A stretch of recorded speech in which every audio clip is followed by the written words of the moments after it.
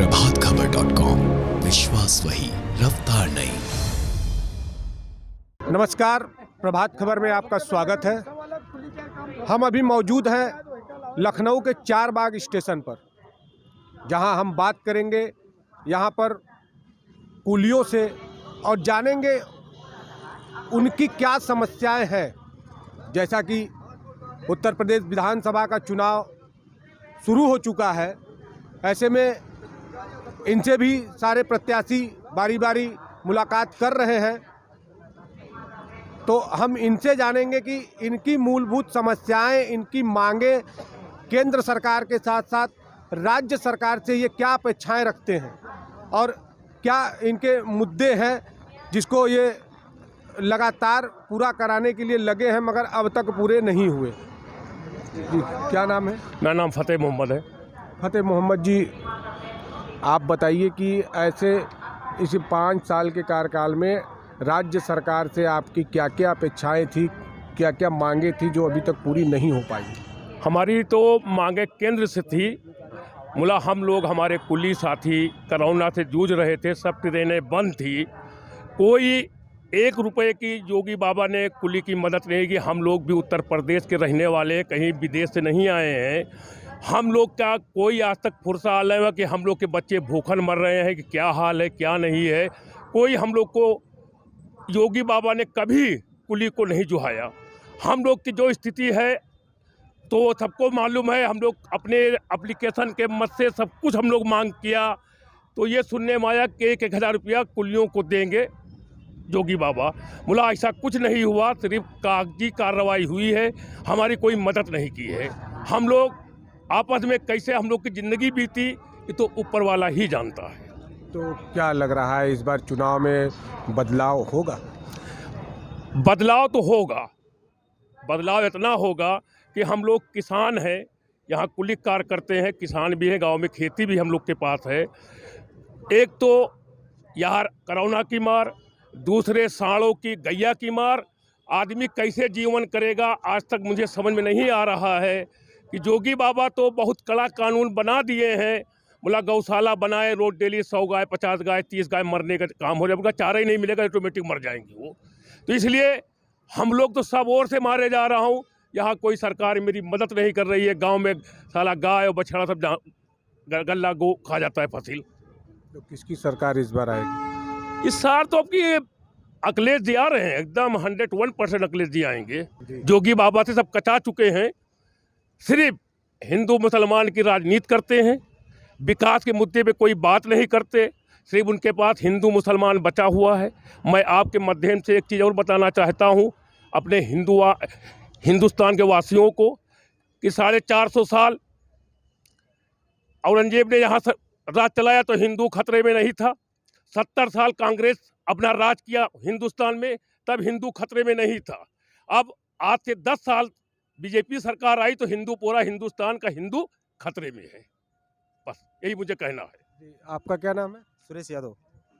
सुरेश जी, आप कुछ कहना चाहेंगे? राज्य सरकार जो पिछले 5 सालों में हर व्यक्ति की एक ज़रूरत होती है कुछ न कुछ सरकार से मदद की, तो ऐसे में आपका किस तरह से, आप कुलियों को किस तरह की मदद मिली या नहीं मिली? देखिए, राज्य सरकार अगर कुली वर्ग को लिया जाए तो कुली वर्ग को विषम परिस्थितियों में मदद कर सकती है। वैसे तो हम प्रदेश सरकार के वोटर हैं, रही बात प्रदेश लेवल पर, हमको जैसे प्रदेशवासियों को मिलता है उसी हिसाब से हमको भी मिल जाता है जो भी है। लेकिन अगर हम केंद्र सरकार को लेकर के बात देखें, अपने कुली समाज को लेकर के, तो आज का जो दौर था, जो पिछला सन निकल गया है, उसमें हमारा कुली पूरी तरीके से परेशानियों को झेल रहा था। इतनी ज़्यादा दिक्कतें लोगों के सामने थी कि लोगों को खाने के लाले पड़ गए थे। कोरोना काल के दौरान उस समय हमने प्रदेश सरकार से एक आवाज़ लगाई थी कि हमारे प्रदेश के कुलियों की मदद की जाए, लेकिन कहीं से कोई सुनवाई नहीं हुई। हालत इतना हो गया था बदतर कि लोग, हमारे स्टाफ के लोग रोडों पर भीख मांगने लगे थे। उस समय योगी सरकार ने एक जियो जारी किया था कि रेलवे स्टेशन पर काम करने वाले कुलियों को भी 1,000 रुपये दिए जाएँ। उस सर्कुलर को लेकर के मैंने कई बार प्रदेश सरकार को रजिस्ट्री किया। मिला आप लोग को 1,000? बिल्कुल नहीं मिला। वो 1,000 रुपये हम लोगों को मिला भी नहीं। हमने कई बार इनके मंत्रियों से मुलाकात की, यहाँ तक मेयर से बात किया, इनको रजिस्ट्री किया और उसके बाद भी कोई मदद नहीं मिली। फिर लास्ट में मैं सुप्रीम कोर्ट चला गया इस बात को लेकर के कि रेलवे के अंदर जितने एम्प्लॉय थे उन तमाम लोगों की मदद की गई, लेकिन रेलवे के कुली को मदद नहीं किया गया। तो मुझे योगी सरकार से एक बात का मलाल ये है कि प्रदेश के कुलियों की आपने मदद तो नहीं की, लेकिन हमारे सुप्रीम कोर्ट के केस को कमज़ोर करने का पूरा प्रयास किया। सुप्रीम कोर्ट के अंदर काउंटर फाइल में इन्होंने लगा दिया कि प्रदेश के कुलियों को मैंने 1,000 रुपया दिया और वो भी उनके खाते में।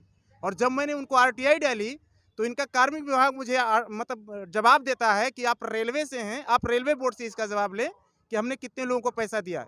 पैसा प्रदेश सरकार देगी तो रेलवे बोर्ड के पास रिकॉर्ड होगा। मतलब इस तरीके से अनाप शनाप RTI का जवाब देते हैं जिसका कोई मतलब नहीं है। तो रही बात योगी सरकार हम लोगों के लिए कोई मदद नहीं की है। चाहती तो योगी सरकार के पास था मदद करने के लिए, वो कर देते, प्रदेश के लोगों को मदद किया था, लेकिन हमारे कुलियों को किसी प्रकार की कोई मदद नहीं की गई। कितनी संख्या होगी लखनऊ में? लखनऊ में कुलियों की संख्या 350 है, एक 360 के करीब है। बादशाह नगर, ऐशबाग, लखनऊ NER, लखनऊ NR सब मिला करके 360 कुली हैं लमसम। तो अभी इस समय वर्तमान में कई प्रत्याशी आपके पास आते होंगे। जी, हमारे पास लगभग सभी पार्टियों के प्रत्याशी आते हैं। वो यही कहते हैं कि आप हमको वोट करिए और हम आपको प्रदेश सरकार में जो आपका मतलब होगा हम वो आपके लिए करेंगे। लेकिन वो मुझे नहीं लगता कि कुछ कर सकते हैं, क्योंकि उनके बस में नहीं है। क्योंकि हमने देखा बीजेपी को, बीजेपी चाहती तो ऐसा कर सकती थी। हमारा मैनिफेस्टो था, हमने कई बातें रखा भी है, जैसे कांग्रेस के लोग हैं, सपा के, भाजपा के लोग, किसी पार्टियों ने नहीं मांगा है। लेकिन देखा जाए तो आम आदमी पार्टी के संजय सिंह ने मैनिफेस्टो मांगा कि आपको ज़रूरत क्या क्या प्रदेश सरकार से मिल सकती है। कांग्रेस से अभी संजय सिंह जो महासचिव हैं, उन्होंने भी हमसे हमारा मैनिफेस्टो मांगा कि आप प्रदेश सरकार से क्या क्या पा सकते हैं, वो आप हमको लिख कर दीजिए। मैंने उनको बाकायदा लिख करके दिया है कि प्रदेश सरकार से ये चीज़ें हमें मिल सकती हैं। बीजेपी के जैसा कि आपके क्षेत्र के प्रत्याशी ब्रजेश पाठक जी हैं। ब्रजेश पाठक जी यहाँ पर आए थे, उनसे हमने बात रखी थी। उन्होंने कहा था कि हम आपकी जो भी समस्याएं हैं उसका समाधान करेंगे, आप हमें सपोर्ट कीजिए। तो हमने कहा आप रेल मंत्री जी से एक बार हमारी बात करवा दीजिए। तो उन्होंने कहा कि इलेक्शन के बाद हम देखेंगे इस पर, अभी तो इसमें कुछ हो नहीं सकता है। तो क्या मतलब निकलेगा। ब्रजेश पाठक जी यहीं पर ब्रजेश पाठक जी मंत्री थे और इसी 4 बाग रेलवे स्टेशन से बराबर जाते थे। रोज उनको देखा जाता था, हफ्ते में 10 दिन में, लेकिन एक बार भी कुली की तरफ मुड़कर देखा नहीं उन्होंने। तो क्या मतलब निकलता है कि वो हमारे कुलियों का सपोर्ट करेंगे। तो क्या लग रहा है उनके समय में नहीं लगा था। और जब हम लोग भूखे मर रहे थे, हम लोग थाली लेकर के रोडों पर चल रहे थे, तब क्या उन लोगों ने नहीं देखा था, या बीजेपी के लोगों ने नहीं देखा था। बीजेपी के पास मुद्दा किस बात का है। अगर बीजेपी, देखिए बीजेपी एजुकेटेड लोगों को नहीं केयर कर सकती है, क्योंकि एजुकेटेड लोग अपना अधिकार मांगेंगे और इनके पास अधिकार देने के लिए कुछ नहीं है, क्योंकि अधिकार मांगने वाले को डंडा, लाठी और जेल दिया जाता है। तो क्या मतलब निकलता है बीजेपी का। आज देश के तमाम सारे वर्ग को मुद्दे हैं, जिसमें एजुकेशन है, स्वास्थ्य है, ये तमाम सारी चीज़ों पर बात क्यों नहीं करते ये लोग। लोगों की समस्या ही नहीं देखते हैं। ये खाली वोट चाहिए, वोट चाहिए, वोट। मतलब हमारी भी कुछ अपेक्षा है। आप हमसे वोट मांग रहे हैं, आपकी अपेक्षा है कि हम आपसे वोट लें, तो मेरी भी तो कुछ अपेक्षा है कि मुझे क्या चीज़ मिलना चाहिए। इतनी बड़ी मात्रा में स्टूडेंट प्रयागराज में मारे गए। आप बताओ, प्रयागराज के अंदर आपको कैसे पता है कि जो हॉस्टल के अंदर है वो आंदोलन कर रहा था। आपने बगैर चिन्हित किए हॉस्टल के अंदर घुस करके आपका पुलिस मार रहा है और आप चुपचाप नौटंकी कर रहे हैं। आप कहते हैं हमारा लॉ एंड ऑर्डर इतना मजबूत है कि हम ठोको वाली नीति करते हैं। वो पुलिस वाले क्या कर रहे थे। अरे आप चिन्हित करते, उठा के बंद करते उनको। आप कानून है कि नहीं है कानून। क्या लग रहा है इस बार योगी बाबा का क्या कंडीशन है? अगर प्रदेश की जनता स्वास्थ्य, रोजगार पर बात करेगी तो बीजेपी का आना निश्चित नहीं है, तय नहीं है, बीजेपी नहीं आ पाएगी। लेकिन अगर वो हिंदू मुसलमान पर वोट करेगी तो बीजेपी ही आएगी। हमें हिंदू मुसलमान नहीं चाहिए। हमारे साथ हिंदू लोग भी हैं, मुसलमान भी लोग हैं। हमारे अंदर कभी ऐसा नहीं होता है यार कि हमको उनसे प्रॉब्लम, उनसे कभी कुछ ऐसा होता ही नहीं। हम हिंदू हैं, लेकिन हम मस्जिद में जाते हैं अपने मुस्लिम भाई के साथ। हम यहीं पर खिचड़ी का प्रोग्राम करते हैं, लेकिन मेरा मुस्लिम भाई, हिंदू भाई, सब लोग एक साथ मिलकर के प्रसाद बांटते हैं। उसमें जरा सा दिक्कत नहीं होती।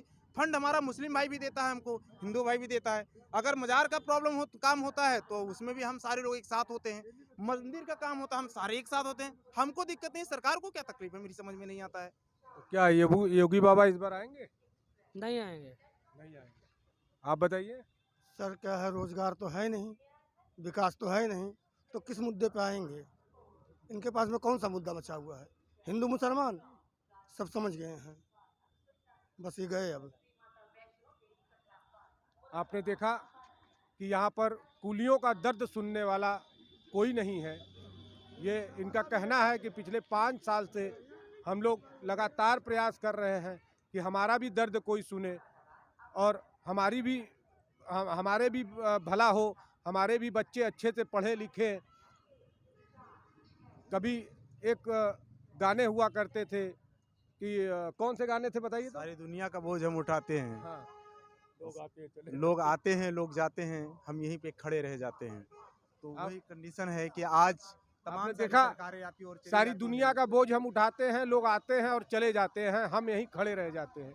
तो ये इनके लिए ये सत्य साबित हो रहा है कि ये यहीं खड़े रह जाते हैं और मंत्री से लेकर विधायक से लेकर सब यहीं से गुजरते हैं, यहीं जाते हैं। इनका कहना है कि एक बार भी इनके तरफ लोग झांकते नहीं हैं, देखते नहीं हैं, इनके दर्द को समझते नहीं हैं। इनका कहना है कि बाबा को हम अपने वोट के माध्यम से समझाएंगे और ये उनको पता भी चलेगा कि कुली का दर्द क्या होता है। बने रहिए प्रभात खबर के साथ। लखनऊ से अजय सिंह। प्रभातखबर.com, विश्वास वही, रफ्तार नहीं।